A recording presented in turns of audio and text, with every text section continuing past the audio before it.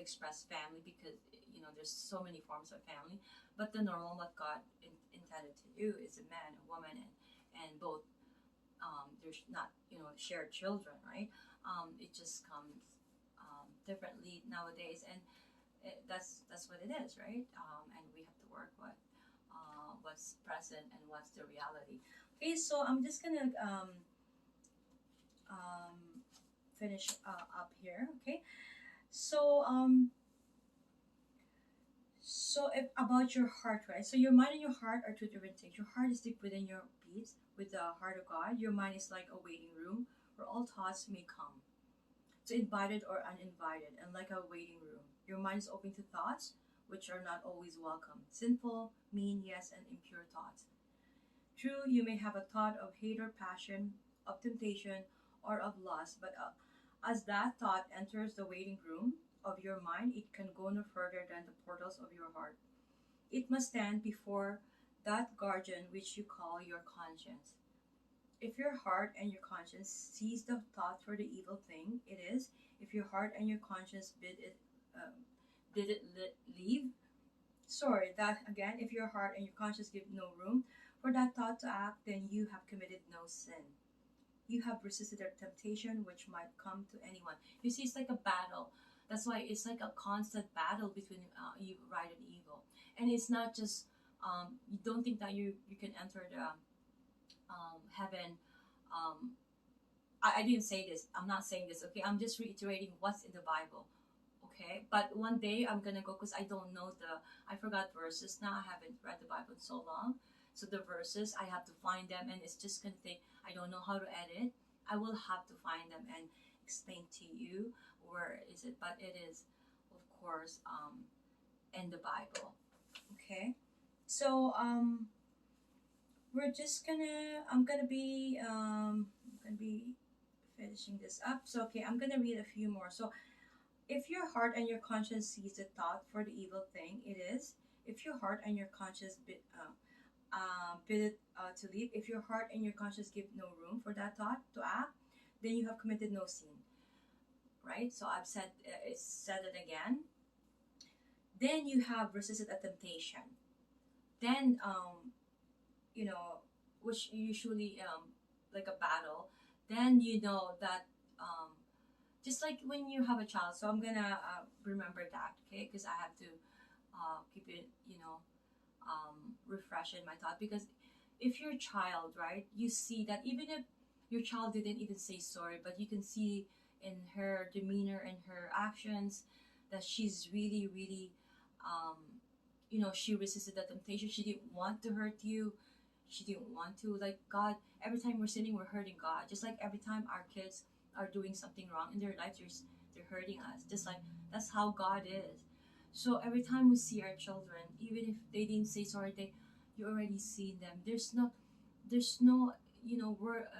There's no words really that could um, encompass sometimes the expressions of the face of, especially a mother. A mother can detect that fast, right? Because the mother instinct.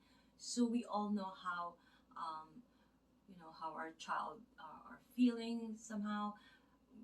Me too. I would be hurt. If they're showing some sort of like they're very they're regretful, right? And there's how do you call it? I couldn't pick the proper word, but they're really sorry and they wanted to apologize, but they're not ready. So let them be ready. Okay. So instead of being made weaker by that thought, you have been made stronger by God and have been given the strength to resist it. You've gone far to the road to making yourself a worthy member of the kingdom of God. I need a pen here. Okay. There's a story of the famous man who was visiting a schoolroom and wished to test a little girl. Holding up an apple, he asked to what kingdom it belonged. The vegetable, she answered.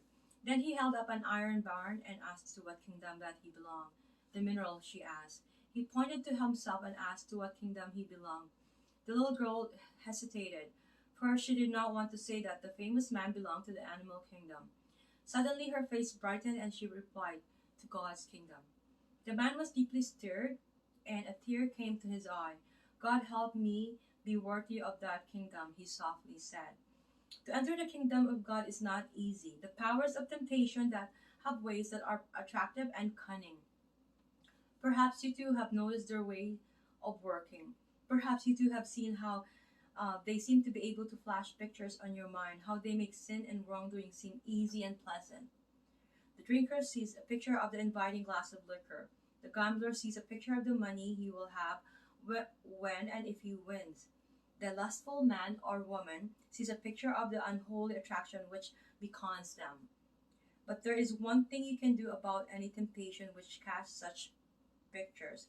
If you can banish them the moment they appear, you will be able to withstand them all the other moments. You see, you have to like, because even if it appears in your mind, don't think that they're yours. Sometimes it appears because the devil wants you to.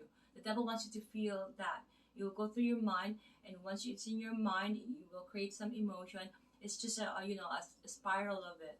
So we have to be really, really be mindful. Okay. You cannot make your mind a blank.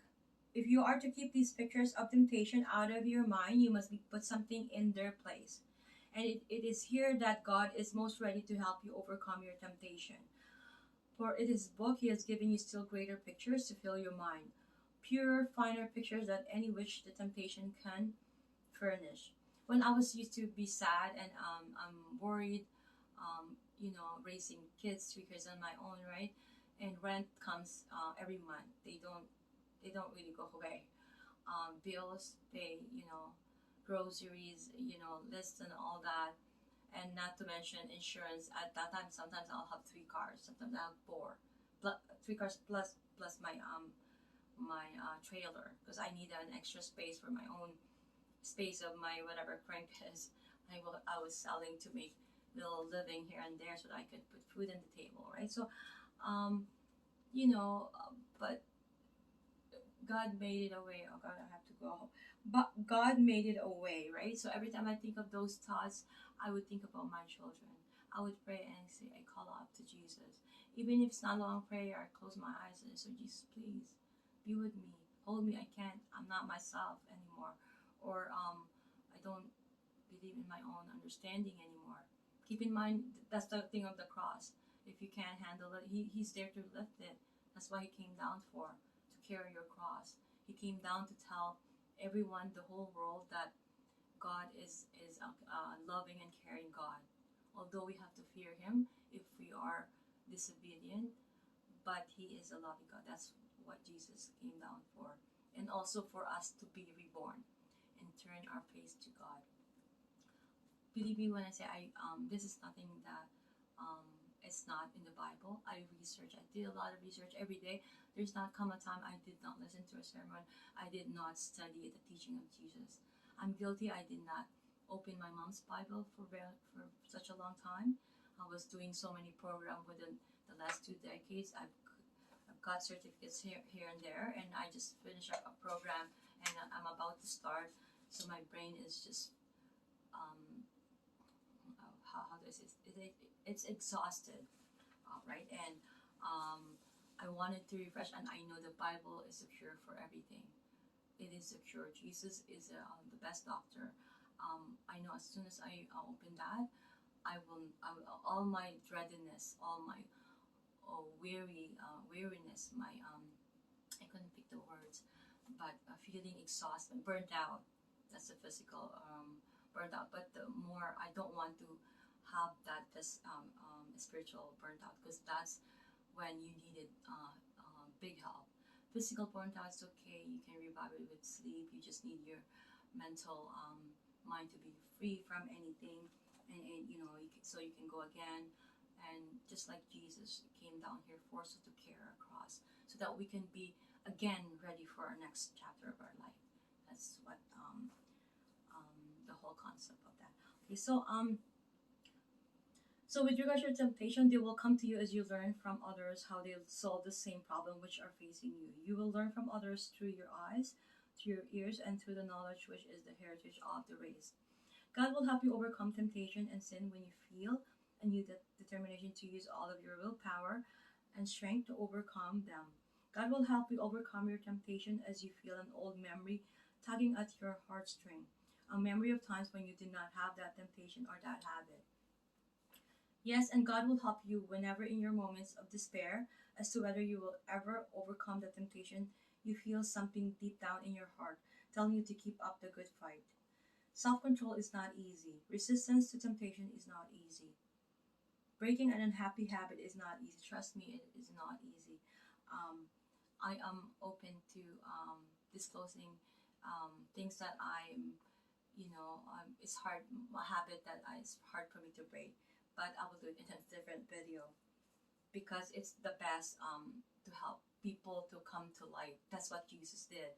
He didn't condemn. When people come to you asking you for help in any manner, money or help, support, or to even listen, you don't say, "Oh, I told you so," because God didn't. Jesus didn't even say that. He listened. He helped. He didn't condemn. He didn't condone. Like he loved you and he cared in a loving way and say, "Please sin no more." Listen, just be a helping um, shoulder to cry on, a listener, right? Um, Okay, there's a hardly man or woman, even the best and finest, who is not almost daily faced with temptation of one kind or